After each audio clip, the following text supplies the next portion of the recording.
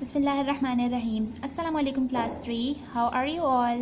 This is your social studies period and today we are going to study page number 26 and 27 of lesson number 5 weather and seasons. But before starting our work, first recite dua after me.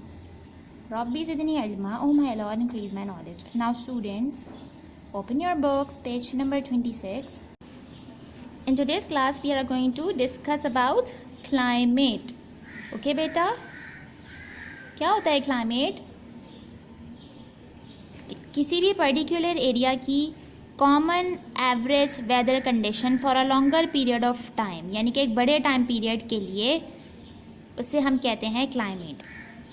क्या होता है climate? Climate is the common average weather condition of a particular place over a longer period of time, है ना बेटा. और वो longer period जो है वो ईयर्स हो सकते हैं. यहाँ पे देखिए आपको एग्जाम्पल भी गिवन है, फॉर मोर देन 30 ईयर्स, यानी कि 30 ईयर्स से भी ज़्यादा किसी भी पर्टिकुलर एरिया की कॉमन एवरेज वेदर कंडीशन को कहेंगे क्लाइमेट. किसी भी एरिया के क्लाइमेट को जानने के लिए हमें क्या करना होगा? We have to measure the daily temperature. हमें उस एरिया का डेली टेम्परेचर मेजर करना होगा ज़्यादा लंबे टाइम पीरियड के लिए. उसके बाद ही हम बता सकते हैं कि उस जगह का क्लाइमेट कैसा है. ओके, अब हम कुछ डिफरेंट इंस्ट्रूमेंट्स डिस्कस करेंगे जिन्हें हम यूज़ करते हुए क्लाइमेट जज कर सकते हैं किसी भी एरिया का. और हमें लॉन्गर टाइम पीरियड के लिए इन्हें यूज़ करके फिर उसके यूज़ करने के बाद बताना होगा कि फिर क्लाइमेट क्या है उस एरिया का. अ थर्मामीटर. जी बेटा, थर्मामीटर तो सबके घरों में भी होता है. थर्मामीटर कॉमनली अगर हम क्लाइमेट मेजर करने के लिए, वेदर कंडीशंस जानने के लिए थर्मामीटर यूज़ कर रहे हों, तो वो वाला थर्मामीटर जो है वो एयर टेम्परेचर को मेजर करता है. हम लोग के घरों में जो थर्मामीटर होता है उससे तो हम अपना बॉडी टेम्परेचर मेजर करते हैं ना. ये वाला थर्मामीटर बड़ा होता है और जो है इसमें वैल्यूज़ भी ज़्यादा होती हैं और ये एयर टेम्परेचर को मेजर करने के लिए यूज़ होता है. ये देखिए उसकी पिक्चर भी गिवन है. इस थर्मामीटर से हम एयर टेम्परेचर को मेजर करते हैं और फिर मेजर करने के बाद हम बता सकते हैं कि वेदर कंडीशन कैसी है, वार्म है या फिर कोल्ड है ना बेटा. कि अगर टेम्परेचर कम होगा इसका मतलब है कि वेदर कोल्ड है, अगर टेम्परेचर ज़्यादा होगा इसका क्या मतलब है कि वेदर वार्म है. ओके बेटा, now turn your page, come to page number 27. Barometer. Barometer एक ऐसा इंस्ट्रूमेंट है जिससे हम एयर प्रेशर मेजर करते हैं.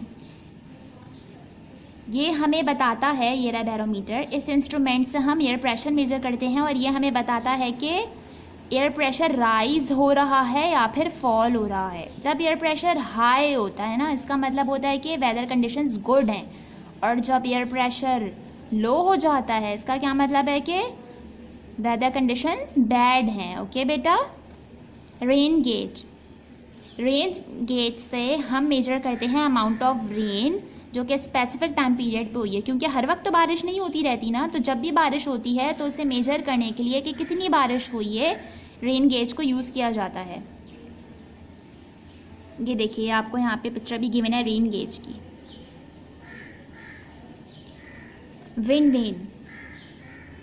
विंड वेन भी एक इंस्ट्रूमेंट है जो कि डिटरमिन करता है कि डायरेक्शन क्या है विंड की, यानी कि जिस डायरेक्शन से विंड ब्लो हो रही है उस डायरेक्शन को ये इंडिकेट करता है विंड वेन. जिस डायरेक्शन से विंड ब्लो होती है ना, एरो उसी डायरेक्शन में चला जाता है. फॉर एग्जांपल यहाँ से विंड ब्लो हो रही है तो ये एरो ऐसे हो जाएगा, यानी कि नॉर्थ से विंड ब्लो हो रही है टुवर्ड्स साउथ, तो ये विंड वेन देखिए ऐसा इंस्ट्रूमेंट होता है.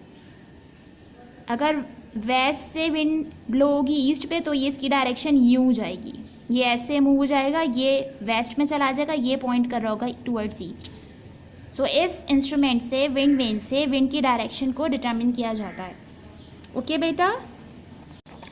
Now come to these amazing facts. Do you know बेटा, Mawsynram in India, Mawsynram India में एक प्लेस है और ये वेटेस्ट प्लेस है अर्थ की. वेटेस्ट प्लेस क्यों है? क्योंकि यहाँ पे 11 मीटर्स ऑफ रेनफॉल होता है हर साल।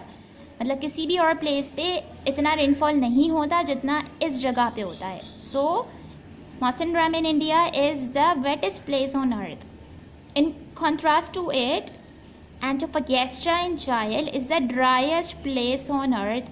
क्यों है एंटोफगेस्टा ड्राइएस्ट प्लेस? क्योंकि यहाँ पे पर एयर 0.1 मिलीमीटर से भी कम रेनफॉल होता है और सालों बारिश नहीं होती, और अगर होती है तो 0.1 मिलीमीटर से भी कम होती है। तो ये ड्राइएस्ट प्लेस है अर्थ की। और एंटार्क्टिका जो है वो कूलेस्ट प्लेस है अर्थ की। यहाँ पे टेम्परेचर, या आप लोग सब करेक्शन कर लीजिएगा बेटा, Antarctica is the coolest place, it is not the driest place. So Antarctica is the coolest place और यहाँ पे टेम्परेचर बहुत कम होता है। Okay students, so you have to read page number 26 and 27 thoroughly. Okay students, take care. Allah Hafiz.